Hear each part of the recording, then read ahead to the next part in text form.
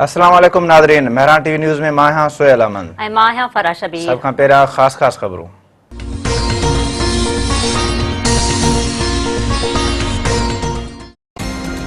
खानापुर महर भरसां खानगढ़ वारे इलाके में सदर आरिफ अलवी ऐं गवर्नर इमरान इस्माइल जी MPA अली गोहर सां मुलाक़ात। 1 कलाक ताईं जारी रहंदड़ मुलाक़ात में सिंध जे सियासी सूरत-हाल ते ॻाल्हियूं। सदर आरिफ अलवी चयो आहे त 18 तरमीम बाद हर कम वफ़ाक़ी हुकूमत नथी करे सघे, अख़्तियार सूबनि खे मुंतक़िल थियल आहिनि। माफ़िया सिस्टम हेठीं सतह ताईं कम न पियो करे। PP चेयरमैन बिलावल भुट्टो ज़रदारी चयो आहे त जजनि में ब्यूरोक्रेट सूदो कंहिंखे बि प्लाट ॾियण जी मुखालफ़त नाहे कई। असांखे गुजर नालो रेगुलराइज़ कराइण में मुश्किलातूं पेश अची रहियूं आहिनि, पर इमरान ख़ान जो बनी ॻाल्हा वारो घर आसानीअ सां रेगुलराइज़ थी वियो। लाड़काने वारनि पंहिंजा घर बचाइण लाइ तहरीक हलाई, जेका अॼु उन्हनि जा तहरीक कामयाब थी आहे। लाड़काने में कच्ची आबादी जे रहवासियुनि खे मालकाना हक़ ॾियण वारी तक़रीब खे ख़िताब कंदे बिलावल भुट्टो चयो त असांजी पूरी कोशिशि आहे त ग़रीब माण्हुनि खे पंहिंजा हक़ ॾियारिया वञनि। ग़रीबनि लाइ कमु करणो आहे, उन्हनि जो साथ ॾियणो आहे। कराची में नेब रावलपिंडी जी जाली अकाउंट केस में वॾी कार्रवाई। कोरंगी जो अॻूणो म्यूनिसिपल कमिश्नर मसरूर मेमण, 2 साथियुनि अकाउंट ऑफिसर विकास ऐं ऑडिट ऑफिसर धर्मवीर समेत गिरफ़्तार। जवाबदारनि वटां सोन जा बिस्किट, बटण, डॉलर्स, दरहम ऐं रियाल हथ। रक़म जी ॻणप लाइ नेब अख़्तियारनि खे मशीन जो इस्तेमालु करणो पइजी वियो। नेब जी पधिराई मूजिबि छापे दौरान केतिरनि मिलनि जी TT जूं रसीदूं 2 मिलियूं आहिनि। जवाबदारनि कोरंगी म्यूनिसिपल कॉर्पोरेशन लाइ तेल ख़रीदारी ऐं ॿियनि मामलनि में करप्शन कई। रुश्वत वठी मनपसंदनि खे ठीका ॾिना विया। घटि तेल वठी वधीक रसीदूं काटियूं वयूं। रक़म जाली अकाउंट्स में जमा कराई वई, जेका परॾेह मुंतक़िल कई वई।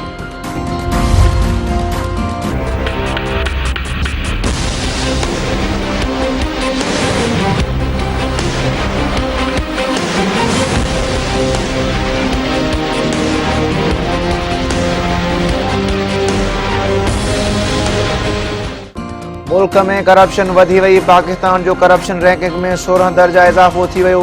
ट्रांसपेरेंसी इंटरनेशनल 180 मुल्कनि जे करप्शन बाबति परसेप्शन इंडेक्स जारी करे छॾी। रिपोर्ट मूजिबि करप्शन परसेप्शन इंडेक्स में पाकिस्तान दुनिया में 140 नंबर ते अची वियो। 2020 में पाकिस्तान 124 नंबर ते हो। रिपोर्ट में इंकशाफ कयो वियो आहे त करप्शन परसेप्शन इंडेक्स में पाकिस्तान जो स्कोर में 3 पॉइंट्स इज़ाफ़ो थियो आहे। 2020 में करप्शन परसेप्शन इंडेक्स में पाकिस्तान जो स्कोर 31 हो।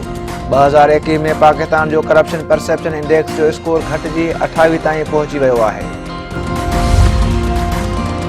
मुखालिफ़ धुर जे अॻवान शहबाज शरीफ़ ट्रांसपेरेंसी रिपोर्ट ते वफ़ाक़ी हुकूमत खां इस्तीफ़ा जो मुतालबो करे छॾियो।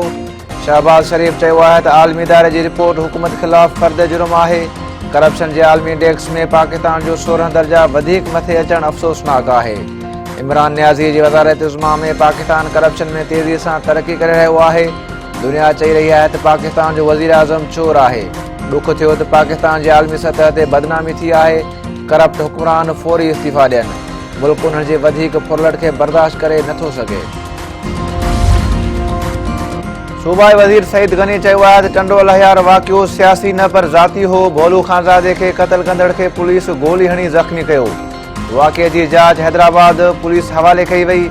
हैदराबाद में गोल महज़ कॉन्फ्रेंस खे ख़िताब कंदे सूबाई वज़ीर सईद गनी चयो त मकानी निज़ाम वारे बिल ते गवर्नर जे एतिराज़नि खे क़बूल कयो आहे।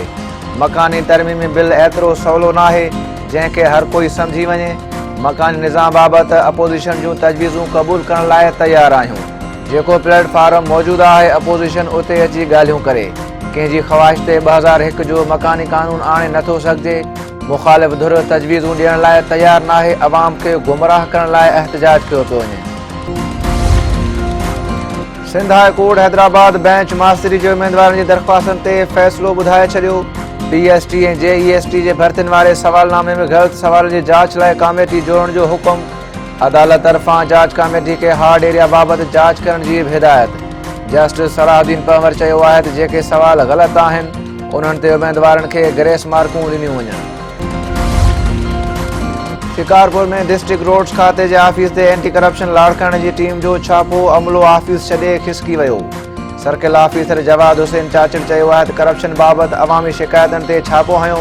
अमलो मौजूदु न हुजण करे 3 ऑफिसूं सील कयूं आहिनि। टंडो बागो जे टाउन कमेटी जे ऑफिस ते एंटी करप्शन हैदराबाद जी टीम जो छापो, अलमारियुनि जा ताला टोड़े रिकॉर्ड तहवील में वरितो वियो। एंटी करप्शन जी टीम जो चवणु आहे त करप्शन जे शिकायतुनि ते कार्रवाई करे 3 सालनि जो रिकॉर्ड तहवील में वरितो आहे।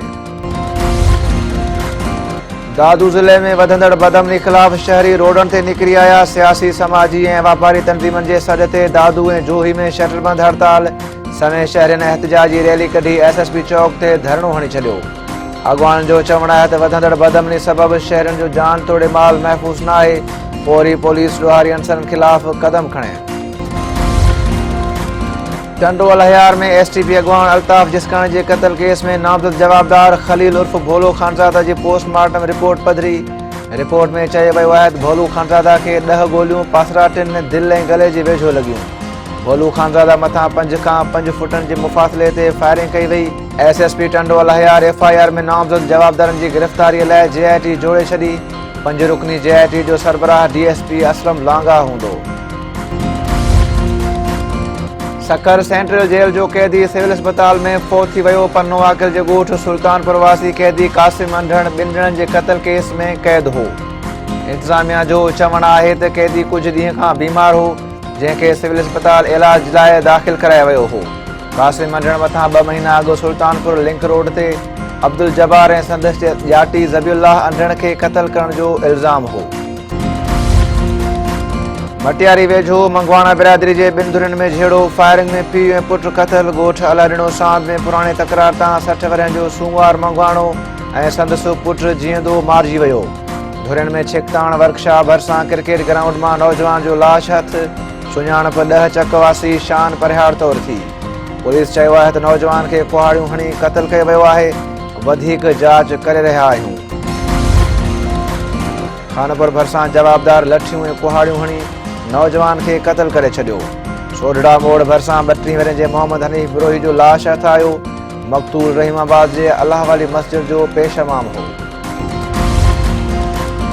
सकरंड में चुल्ह मां बाहि लॻण सबबि नौजवान सड़ी फौत। अज़ीम कॉलोनी में गैस जे चुल्हे मां बाहि लॻण सबबि 30 वरियनि जो अमानत अली ख़ुश्क सड़ी दम ॾिनो।